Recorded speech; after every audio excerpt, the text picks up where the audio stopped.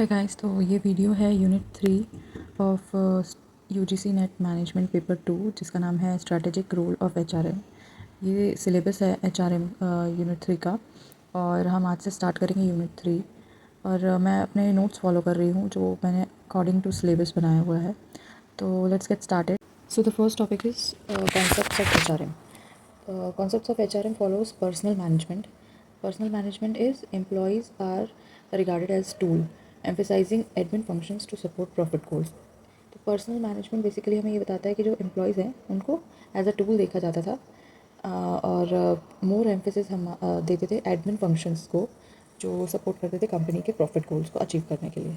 Next है HRM जो हमारा मेन टॉपिक है, developing attitude of the people by motivating. तो एचआरएम के अंदर क्या करते हैं, पीपल को मोटिवेट करते हैं और फिर उनसे उनका एटीट्यूड डेवलप होता है, मोटिवेटेड रहते हैं तो, और फिर उनसे वो काम हम निकलवाते हैं और कंपनी के अल्टीमेटली प्रॉफिट ऑफ कंपनी का जो भी गोल है वो अचीव करने के लिए.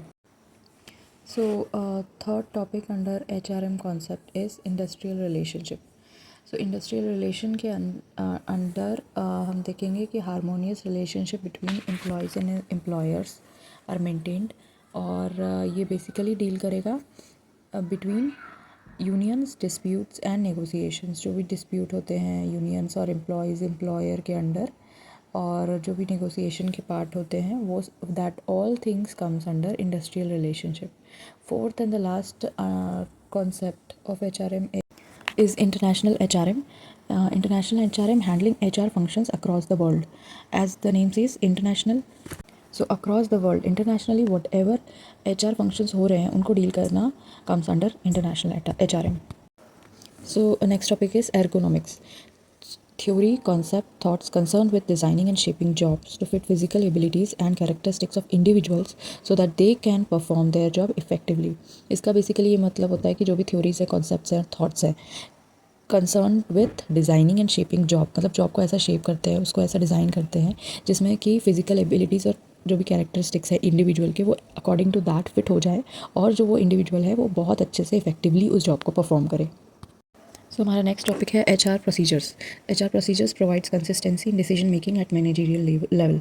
तो मैंने शॉर्टर क्रिस्प में लिख दिया है. बेसिकली इसका मतलब ये है कि HR प्रोसीजर मैनेजरियल लेवल पे यूज़ होता है और ये कंसिस्टेंसी प्रोवाइड करता है in decision making for the managers. और आगे हम HR प्रोसीजर्स के कुछ इम्प्लीमेंटेशंस एंड स्टेप्स भी देखेंगे. Next topic is EHRM. Basically EHRM refers to integration of web based technologies to carry out HRM functions digitally. तो जो भी डिजिटली फंक्शंस हो रहे हैं HR के, वो सब कम्स अंडर EHRM. जैसे फॉर एग्जांपल आजकल job posting, job selection, candidate searching और interview, sometimes also interviews Zoom meeting से हो रहा है. तो जो भी हम वेब बेस्ड टेक्नोलॉजीज़ यूज़ कर रहे हैं कैंडिडेट्स को स्क्रीन आउट करने के लिए, सिलेक्ट करने के लिए, वट एवर प्रोसेस फॉलो करने के लिए under HR, so that all comes under EHRM. सो अब अंडर EHRM की इम्प्लीमेंटेशन ऑफ EHRM. बेसिकली हम EHRM को कहाँ कहाँ इम्प्लीमेंट करते हैं.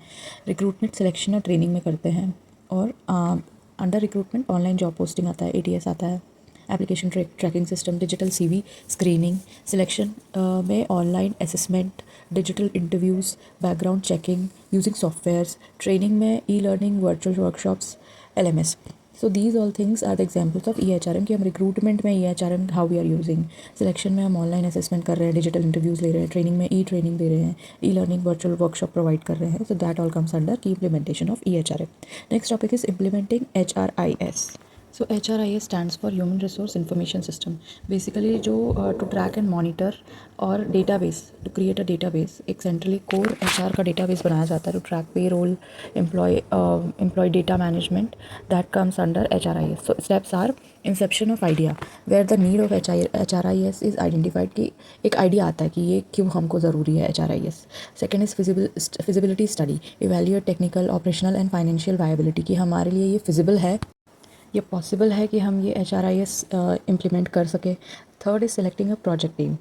प्रोजेक्ट टीम सेलेक्ट होता है, कुछ मेंबर्स को सिलेक्ट किया जाता है, उनका एक टीम बनाया जाता है, वो प्लान करते हैं, वो मैनेज करते हैं और सारा कुछ इम्प्लीमेंट करने के लिए जो भी प्लानिंग है वो सब करते हैं. फोर्थ इज़ डिफाइनिंग रिक्वायरमेंट, जो भी रिक्वायरमेंट्स है उसको प्रॉपर डॉक्यूमेंटेशन होता है. And fifth is vendor analysis, different vendors are evaluated and selected कि वहाँ से कौन सा टेक्नोलॉजी किससे लेना है, मार्केट में क्या क्या चल रहा है और आजकल क्या कौन से वेंडर क्या प्रोवाइड कर रहे हैं. So everything, even marketing comes under this. तो UGC नेट क्या करता है, ये हमको दे देता है एंड हमको आपको सीक्वेंस बताना होता है कि पहले क्या आता है, फिजिबिलिटी पहले होता है, प्रोजेक्ट टीम होता है या डिफाइनिंग रिक्वायरमेंट होता है। ये मैं आपको प्रीवियस ईयर क्वेश्चन पेपर्स में एक ऐसा क्वेश्चन आया हुआ है, जब हम उसे डिस्कस करेंगे तब हम ये देखेंगे, but this is an important topic. तो HRIS एक फिर से हम रिविजन कर लेते हैं। First is Inception of idea. एक आइडिया जनरेट होता है कि हमें HRIS रिक्वायर्ड है, डेटाबेस सेंट्रली रखना ज़रूरी है, हमारे पास बहुत सारी स्ट्रेंथ है, एम्प्लॉयज़ के पेरोल और एम्प्लॉयज़ के अटेंडेंस और एम्प्लॉयज़ का डेटा, एवरीथिंग कम्स और अंडर दिस। उसको मॉनिटर करने के लिए हम एक सेंट्रली कोर HR डेटाबेस बना लेते हैं। फिर फिजिबल है, ये स्टडी करते हैं कि ये हमारे लिए इम्प्लीमेंट करना फिजिबल है, तो उसमें आता है कि हम टेक्निकली इवैल्यूएट करते हैं कि वो सारे ऑपरेशंस और फाइनेंशियल नीड, हमारे पास उतना पैसा है, ऑपरेशनल है कि हमारे पास इतने एम्प्लॉयज़ हैं जो इसको चला लेंगे, तो ये फिजिबल है ये कि नहीं, ये चेक करते हैं हम सेकंड पॉइंट में। थर्ड इज़ कि अब हमने देख लिया, एक आइडिया आ गया कि हमें ये इम्प्लीमेंट करना है, फिजिबल है ये भी देख लिया। अब एक टीम बनाएंगे, कुछ मेंबर्स की एक टीम बनती है, प्रोजेक्ट टीम, जो कि प्लान करती है और मैनेज करती है एंड टू एंड प्रोजेक्ट के, और वो डिफ़ाइन करती है रिक्वायरमेंट्स। टीम बनने के बाद रिक्वायरमेंट्स डिफ़ाइन होती हैं जो कि डॉक्यूमेंटेड होती हैं, और अकॉर्डिंग टू दोज रिक्वायरमेंट्स हम वेंडर एनालिसिस करते हैं, डिफरेंट वेंडर्स को इवैल्यूएट करते हैं और फिर सिलेक्ट करते हैं। तो ये 5 स्टेप्स हो गए: Inception of idea, feasibility study, selecting a project team, defining requirements and vendor analysis. Next topic is career management process. तो दिस कम्स अंडर HR का स्कोप। सो HR के स्कोप में करियर मैनेजमेंट का प्रोसेस आता है। Career management process में 5 steps HR follows. First is assessment. तो assess करते हैं एम्प्लॉयज़ की skills, interest, values and personalities. तो पहला एम्प्लॉय का एक असेसमेंट होता है, उसके क्या स्किल्स हैं, उसके इंटरेस्ट, वैल्यूज़, उसकी पर्सनालिटी कैसी है। सेकेंड इज़ स्ट्रैटेजी बनाती है HR। Define organisations career management strategy and goal.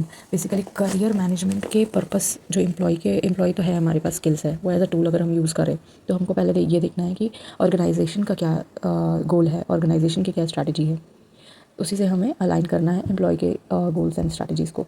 Third point is career planning. Career planning में क्या करती है HR, create career plan with goals.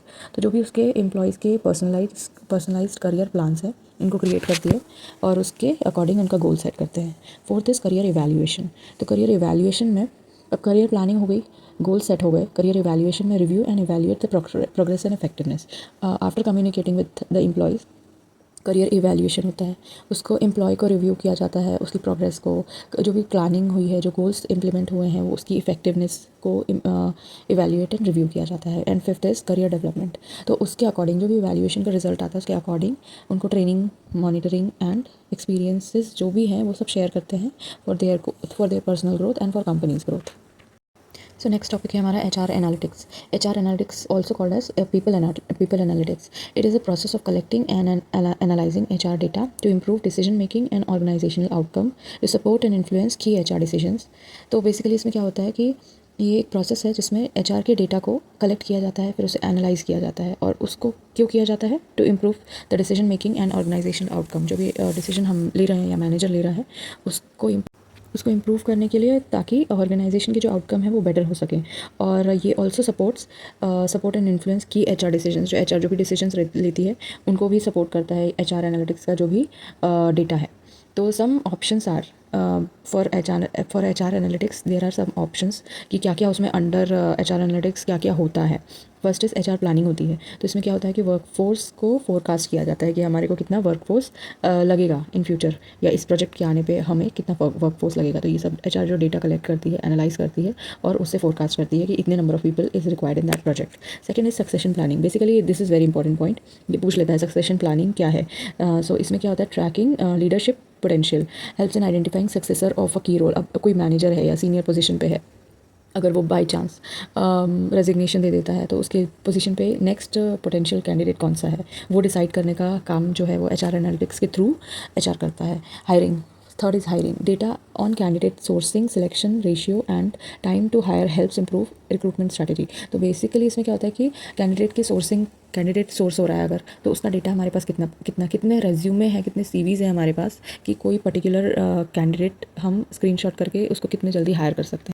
और फिर उससे देखा जाता है कि सिलेक्शन रेशियो, कितने सारे हमने कैंडिडेट्स का CV स्क्रीन किया, और इस टू मतलब उसका रेशियो देखा जाता है कि कितने कैंडिडेट्स इंटरव्यू दिए और कितने कैंडिडेट्स एक्चुअली में सिलेक्ट हुए, कितने डिजर्विंग थे। And time to hire helps, मतलब कितना टाइम लगा हमें एक पोजीशन को फिल करने में।